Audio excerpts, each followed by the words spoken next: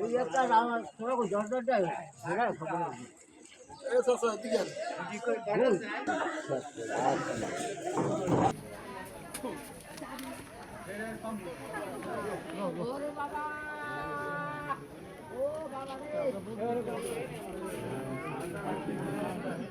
গত বছর ডুব দিয়েছে 500 টাকায়, সেই কথা কথি হয়েছে। ওই সময় তো আমরা কইছি কি কয় শীতে ডুব দিতে পার, কহা আমি ডুব দিতে পারি 100। আমি কইলি না, এতে ডুব দেওয়া লাগবে না।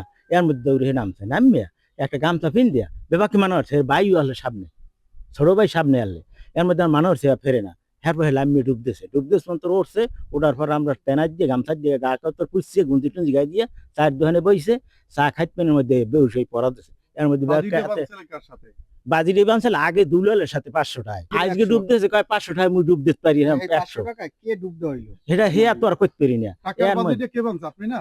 না না না, টাকার বাদে আমি বানতে যাম। আমি জাল ভাই খেয়ে আমার মাছ পারে না কিছু না, চার দোকানে হেয়ার উল্টে বলে চা খাওয়াইছে আমাকে। এরপর গা তোর পুষছে টিসছে, এরপর আমরা আনছি চার দোকানে বেবাককে মানুষের সাথে সাথে আনি। এরা বাজি ধরা পর সবাই কষে না, দরকার নাই। আমরাও কষি টাকায় বাজাইছে, বললেন যে টাকায় বাজি হয় না।